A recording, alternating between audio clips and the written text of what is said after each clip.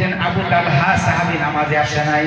আমার বন্ধুগণ সমস্ত সাহাবাদেরকে বলল, এ সাহাবী, আবু তালহা সাহাবী তো কোনদিন নামাজে আসা বন্ধ করে না, আজকে কেন নামাজে আসলো না? সমস্ত সাহাবী সহ চলো তো যাই, দেখি আবু তালহার বাড়ি চলে যাই। বন্ধু আবু তালহার বাড়ি তো চলে গেলেন, যায় দেখতেছেন আবু তালহা সালাম দিলেন, আবু তালহা বাড়িতে আসো। হ্যাঁ হুজুর বাড়িতে আসি।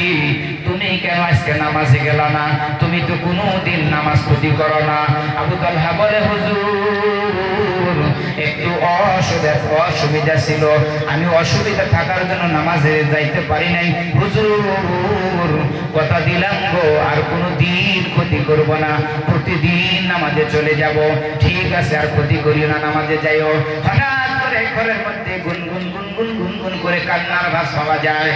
তখন আল্লাহর নবী আবার ফিরে গেলেন, সাহাবা সহ ফিরে গেলেন, বললেন আবু তালহা ঘরের মধ্যে কে কান্দে? আবু তালহা বলে, হুজুর সেই জন্য তো নামাজে যাইতে পারি নাই। ঘরের মধ্যে আমার ছেলে কান্দে। কেন কান্দে হুজুর? আমার বাড়ির পাশে যে ইহুদির একটা খেজুরের গাছ আছে, একটা ল্যাংড়া খেজুরের গাছ আছে হুজুর। এই গ্রামে যেগুলা আরো চ্যাংরা ফ্যাংরা, আরো চ্যাংরা কয়েকটি চ্যাংরা সহ আমার বেটা সহ ওই ইহুদির গাছের মধ্যে খেজুর পাড়তে গিয়েছিল। খেজুর পেড়ে খেয়েছে।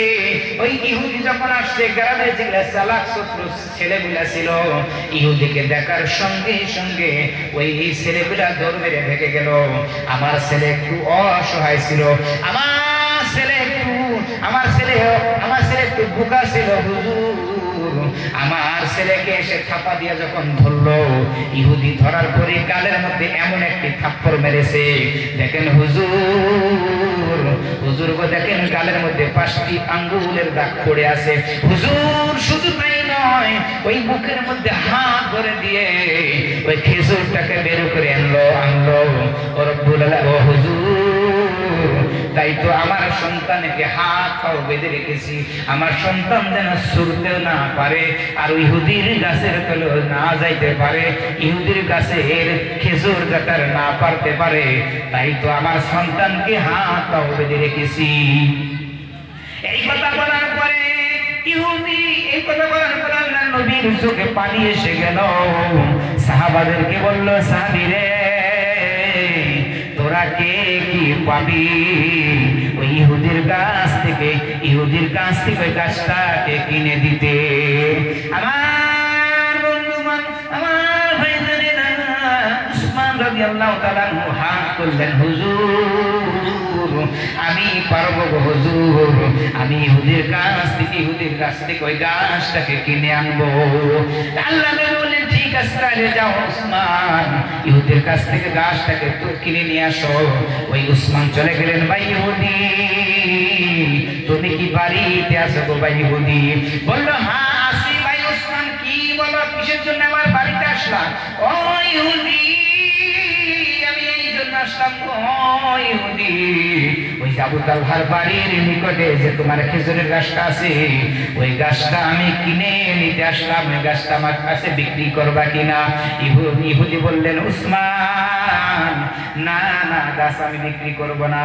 তাহলে ভাই উসমান বলছেন, ও ভাই ইহুদি, তাহলে আমার 10টা গাছের বদলে আমি বদল করতে চাই, আমার 10টা ভালো ভালো গাছ আমাকে দিতে চাই, ওই 10টা গাছের বদলে তোমার ওই একটা ল্যাংড়া খেজুরের গাছ আমাকে দিয়ে দাও। ইহুদি বললেন, না না, ওই গাছটা দেওয়া যাবে না, 10 গাছের বদলে দেওয়া যাবে না। উসমান বললেন, ভাই ইহুদি 20টা গাছ দিব, ওই গাছের বদলে তোমার ওই গাছটা দিয়ে দাও। ইহুদি বলল, না ভাই উসমান, তাও দিব না। উসমান বললেন, ইহুদি 30টা গাছ দিব, ওই 30টা গাছের বদলে তোমার ওই গাছটা দিয়ে দাও। ইহুদি বললেন, না দিব না।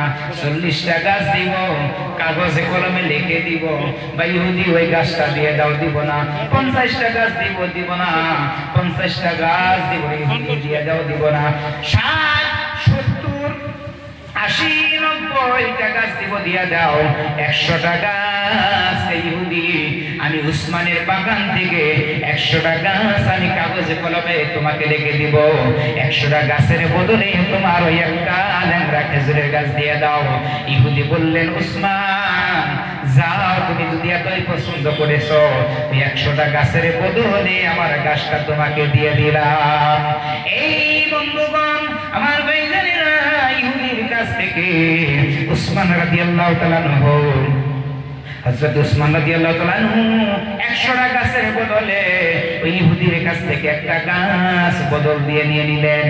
নিয়ে যাইতেছেন, যাওয়ার সময় ইহুদি ডেকে বলেন, ভাই উসমান, শুনছিলাম, জানছিলাম, দেখছিলাম এই রাজ্যের মধ্যে তোমার মতো চালাক ব্যক্তি, তোমার মতো চালাক ব্যক্তি আর কেউ নাই, কিন্তু আজকে ভাই উসমান দেখলাম তোমার মতো বোকা ব্যক্তি আর কেউ নাই।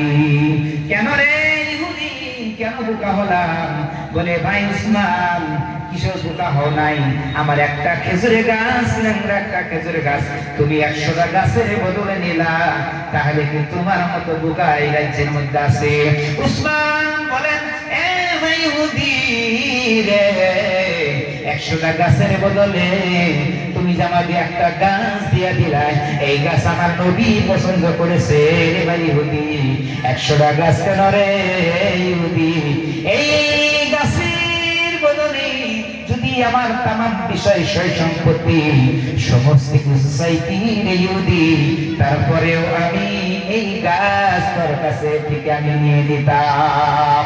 তাহলে আমিও ভাবলাম যে তোর মতো বোকা ইহুদি এই দুনিয়ায় নাই। সামান্য 100টা গাছের মধ্যে তুমি গাছ দিয়া দিলা, এই গাছ আমার নবী পছন্দ করেছে। এই ইহুদি, নবীকে এত মহব্বত করি, এত ভালোবাসি, এই নবীর জন্য আমরা জীবন দিতে পারি। আমার বন্ধুগণ, আল্লাহ নবী বলেছেন, মান আহাব্বা সুন্নতি ফাকাদ আহাব্বানি ওয়া মান আহাব্বানি কানা মাই ফিল জান্নাহ। আল্লাহ নবী বলেন, যে ব্যক্তি আল্লাহ নবী বলেন, যে ব্যক্তি আমি নবীর সুন্নতকে মহব্বত করলো, আমি আমার নবীর সুন্নতকে ভালোবাসলো, সেই ব্যক্তি আমি নবীর সাথে জান্নাতে নিকটবর্তী থাকবে। বলি সুবহানাল্লাহ, সিল্লায়া বলি সুবহানাল্লাহ। তাহলে দেখে ওই উসমান 100টা গাছের বদলে ইহুদের কাছ থেকে একটা গাছ নিয়ে নিল। আমার বন্ধুগণ, তারপরেও বলল, নবীর জন্য ইহুদি তামাম সমস্ত বিষয় সয় সম্পত্তি যদি চাইতেন, তার বিনিময় ওই ইহুদের কাছ থেকে গাছটা কিনে নিতেন। তাইলে আমার বন্ধুগণ, আল মাদ্রাসাতুল বাইতি, নবীর ঘর হইল মাদ্রাসা, আল মসজিদু বাইতুল্লাহ, আল্লাহর ঘর হইল মসজিদ। এই মসজিদ আমাদের জন্য সুপারিশকারী হয়ে যাবে। আমরা যে টাকা দিয়েছি, নামাজ পড়েছি, এই মসজিদ আমাদের জন্য সুপারিশ করে জান্নাতে নিবে। তাই মসজিদে আমাদের দান দেওয়ার দরকার আছে না ভাই? আমার বন্ধুগণ, মুখ্য